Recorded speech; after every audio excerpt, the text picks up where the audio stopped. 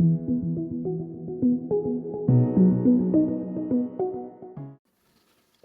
नयाँ भिडियो सुरु गरौँ है त।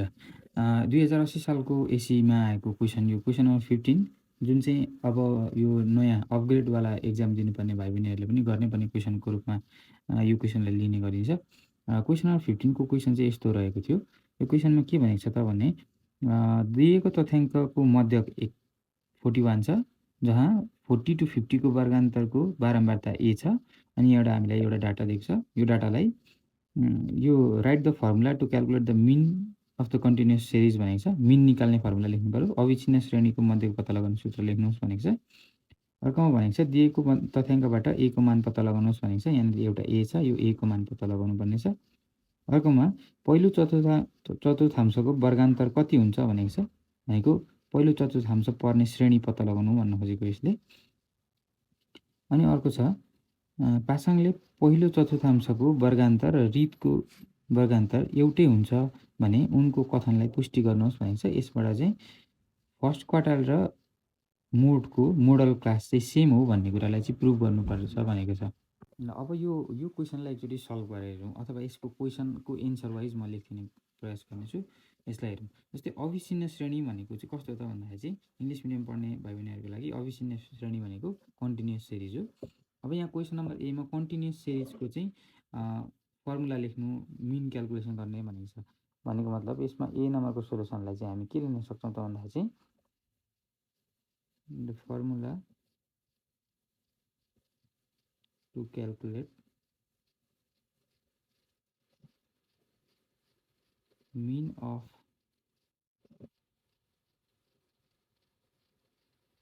कन्टिन्युस डाटा, अथवा यसलाई हामी सिरिज पनि भन्छौँ, सिरिज भनेर हामी मिन भनेको एक्स बारलाई हामी इन्डिकेट गर्छौँ। X bar equals to summation FM by N भनेर लेख्नुपर्ने हुन्छ। यसमा चाहिँ के छ त भन्दा चाहिँ एक्स बार भनेको चाहिँ मिन हो, अनि समेसन एफएम भनेको चाहिँ sum of frequency multiply the mid value भनेर भन्छौँ यसलाई। अथवा यो तपाईँहरूको आफ्नो ल्याङ्ग्वेजमा लेखे पनि हुन्छ, यसलाई यही ल्याङ्ग्वेज लेख्नुपर्छ भन्ने छैन। अब त्यस्तै गरेर एन भनेको चाहिँ सम अफ फ्रिक्वेन्सी हो। यो सम अफ फ्रिक्वेन्सीलाई चाहिँ हामीले कहिलेकाहीँ चाहिँ यो एनलाई अब तपाईँलाई क्वेसनमा चाहिँ दिएको हुनसक्छ समेसन एफ पनि भन्ने गर्छौँ। यो कुरा पनि झुक्किनु भएन। अब क्वेसन नम्बर बीमा भनेको अनुसारले फाइन्ड द भ्यालु अफ ए भनेको छ। अब ए को भ्यालु बनाउनलाई हामीले यो डाटालाई चाहिँ यो टेबललाई भर्टिकल्ली बनाऊ। क्लास इन्टरभल दिएको छ हामीलाई सुरुमा, अनि फ्रिक्वेन्सी दिएको छ, जसलाई हामी एफ भनेर भन्यौँ।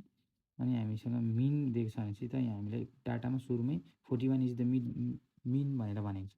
सो हामीले यहाँनिर मिड भ्यालु लेख्नुपर्ने हुन्छ। मिड भ्यालु भनेको हाम्रो चाहिँ यसलाई हामी एम लेख्छौँ, अनि यहाँनिर एफएमवाला टेबल बनाउनु पर्ने हुन्छ।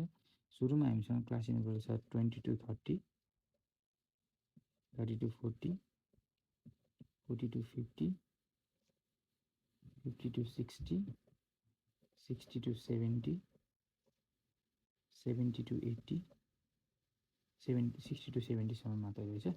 अब फ्रिक्वेन्सी लेख्यौँ। 20 to 30 को फ्रिक्वेन्सी 3 छ, 30 to 40 को 2 छ, 40 to 50 को ए छ। हामीले ए क्यालकुलेट गर्नुपर्ने चिज हो।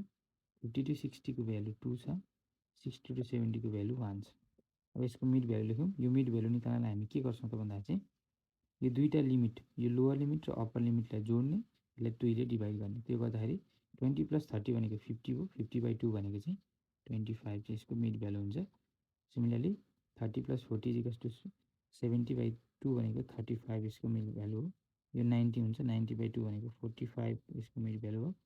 यो भनेको 110 हुन्छ, 110 को मिड डिभाइडेड बाई 2 गर्दाखेरि 55 आउँछ। यो र यो एड गर्दाखेरि 60 + 70 भनेको 130 हुन्छ, 130 को मिड भ्यालु भनेको मतलब डिभाइडेड बाई 2 गर्दाखेरि 65 भ्यालु आउँछ।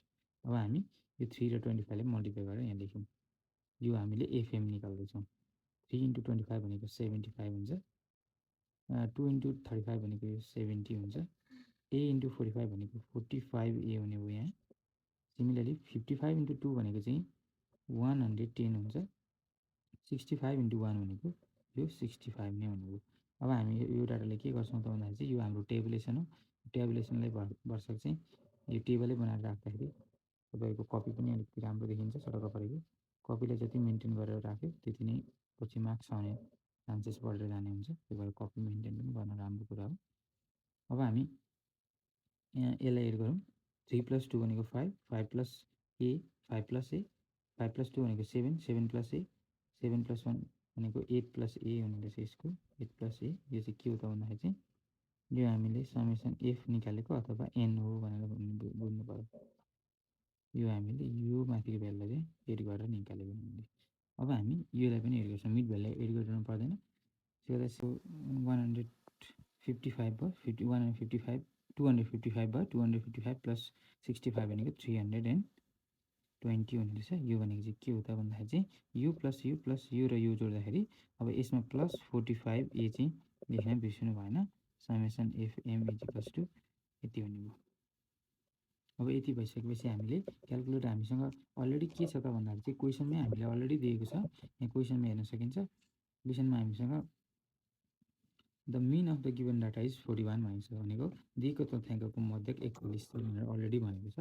त्यो भएकोले गर्दाखेरि चाहिँ हामीले यहाँ मिन दिएको छ, मिन x बार = 41 गिभन छ। हामीसँग एनको भ्यालु आइसक्यो 8 + a, समेसन fm पनि आइसक्यो 320 + 45a। अब हामीसँग अलरेडी यहाँनिर भ्यालुहरू छ। यहाँ अगाडि दिएकै फर्मुलाहरू युज गर्नु पर्यो। यही फर्मुलालाई युज गर्छौँ हामी। यो फर्मुलाले युज गर्दाखेरि नाउ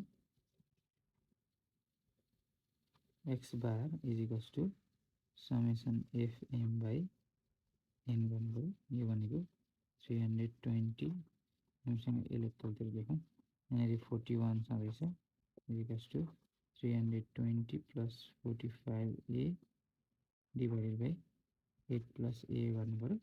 अब यस पछाडि हामी यसलाई क्रस मल्टिप्लाई गर्छौँ। क्रस मल्टिप्लाई भनेको यसको मुनि 1 छ भन्ने कुरा सम्झिनु पर्यो। 1 ले यो माथिकोलाई मल्टिप्लाई गर्छ, यो 41 ले यो तलकोलाई मल्टिप्लाई गर्छ। सो 41 × 8 + a = 320, यो 1 ले मल्टिप्लाई गर्छ, 320 + 45a। अब यो मल्टिप्लाई गर्दाखेरि चाहिँ कति हुन्छ त भन्दाखेरि चाहिँ यहाँनिर गरेर हेरौँ। मल्टिप्लाई गर्दाखेरि हाम्रो कति हुने रहेछ त भन्दाखेरि चाहिँ 41 × 8 भनेको 328 भयो, प्लस 41a प्लस के अरे = यो त हाम्रो 1 ले मल्टिप्लाई गर्दा 320 नै हुने भयो, प्लस 45a हुने भयो। अब यसलाई क्यालकुलेट गरौँ। यो a भएकोलाई एकतिर राखिदिने, a नभएकोलाई एकतिर राखिदिने। अब जस्तै a भएको जतापट्टि ठुलो छ त्यतापट्टि लगेर माइनस गरिदिने। यहाँ 45a छ, त्यो भएर यसलाई हामी यो 320लाई यता ल्याइदिउँ। 328 - 320 गरौँ, = 45a - 41a गरौँ। अब यो गर्दाखेरि 8 आयो, = यो गर्दाखेरि हाम्रो यहाँनिर 4a आयो। अब a को भ्यालु निकाल्नुपर्ने छ, त्यो भएर मैले a भएको भ्यालु अगाडि ल्याइदिएँ। सो 8/4 = 2। a को भ्यालु कति आउँदो रहेछ त 2 आउँदो रहेछ। अब यति गरेको छ भाइ बहिनीहरूले भने यो क्वेसनको एन्सर ठिकै आयो, तपाईँको क्वेसन मिलेको छ। यो चाहिँ तपाईँहरूलाई जम्मा यो क्यालकुलेट गर्नुपर्ने जम्मा क्वेसन चाहिँ 2 मार्क्स एराउन्डमा मात्रै सोधेको छ। यो चाहिँ हाम्रो अहिलेको नयाँ प्याटर्न अनुसारले यो क्वेसनले अलिकति तपाईँहरूलाई ठगेको छ। अब यस पछाडि हामीसँग क्वेसन के छ त भन्दा चाहिँ what is the class interval first quarter भनेको छ। फर्स्ट क्वार्टरको क्लास इन्टरभल निकाल्नलाई निकाल्नको लागि चाहिँ के गर्नु पर्छ भन्दाखेरि चाहिँ हामीले सिएफ टेबल बनाउनु पर्यो नि त। क्वार्टाइल भन्ने बित्तिकै सिएफ क्युमुलेटिभ फ्रिक्वेन्सी टेबल बनाउनु पर्यो, अथवा सञ्चित बारम्बारता भनेर हामीले पढेको छ नि, सञ्चित बारम्बारता होइन, सञ्चित बारम्बारता यो हामीले पढेको छ। अब त्यसो भने सञ्चित बारम्बारता भनेको यो फ्रिक्वेन्सीलाई फ्रिक्वेन्टली एड गर्दै जाने, सुरुमा 3 नै लेख्ने, 3 + 2 5 एड गर्दाखेरि 5 हुन्छ, 5 + a भनेको यहाँनिर 5 + a नै हुने हो। अनि यो 5 + a + 2 भनेको यहाँ 7 + a हुने भयो, 7 + a + 1 भनेको यहाँनिर 8 + a हुने भयो। अब त्यसो भने यहाँबाट हामीले n को भ्यालु चाहिँ कति हुने रहेछ त, n को भ्यालु हाम्रो चाहिँ कति आउँदो रहेछ त भन्दा चाहिँ 8 + a भनेको हाम्रो a को भ्यालु त हामीले निकाल्यौँ अघि नै 2, सो 8 + 2 भनेको 10 हुँदो रहेछ। अब फर्स्ट क्वार्टाइल भनेको चाहिँ पोजिसन निकाल्नु पर्यो नि त पहिलो नम्बरमा, position of first quartile. Position of first quartile भनेको के हुन्छ, N plus N by fourth, यो हाम्रो कन्टिन्युस सिरिज हो, त्यो भएर एन बाई फोर्थ आइटम हुन्छ भनेको। यो भनेको कति भयो त, एन भनेको 10 भयो, 10 बाई फोर्थ आइटम भनेको यो भनेको 2.45 फिफ्थ आइटम हुँदैछ। अब यहाँनिर हामीसँग 2.5 त छैन सिएफ टेबलमा, छ त नभइसके पछाडि योभन्दा जस्ट ग्रेटर भ्यालु हेर्ने, योभन्दा जस्ट ग्रेटर भ्यालु, यो भनेको 5 + 2 भनेको यो 7 हुन्छ, 7 + 2 भनेको 9 हुन्छ, 9 + 1 भनेको 10 हुन्छ। यो 2.5 भन्दा जस्ट ग्रेटर भ्यालु भनेको त कहाँनिर हुँदो रहेछ त, यहाँनिर हुँदो रहेछ होइन त, यहाँनिर पर्दो रहेछ। अब यसको करस्पोन्डिङ क्लास भनेको यो क्लास हो नि त हो। यो क्लासमा चाहिँ के भयो त भन्दाखेरि चाहिँ यो क्लासमा चाहिँ हाम्रो क्वार्टाइल लाइज गयो। देयरफोर हामीलाई यहाँनिर class interval of first quartile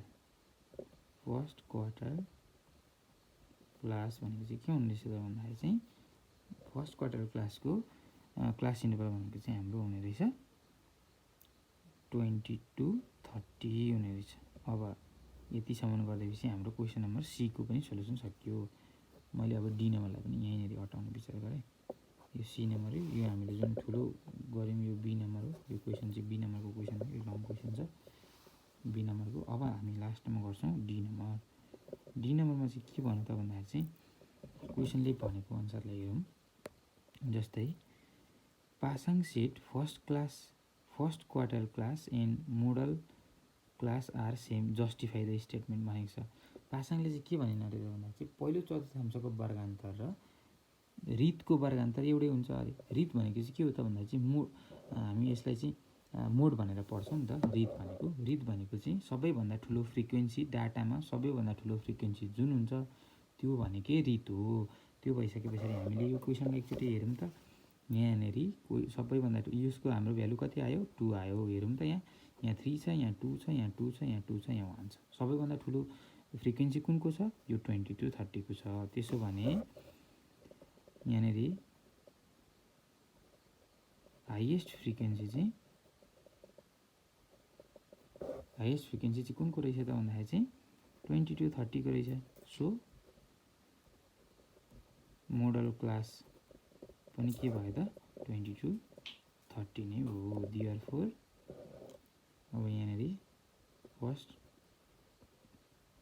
quartile class is equals to modal class हुने भयो। यसरी हामीले लास्टको क्वेसनलाई पनि सोल्युसन गऱ्यौँ भने, यति गऱ्यौँ भने हामीले यो क्वेसनबाट आउने पुरा मार्क्स 6 मार्क्स आउँछ। यसबाट यो 6 मार्क्स चाहिँ एक्जाममा तपाईँहरूले पाउनुहुन्छ। धन्यवाद।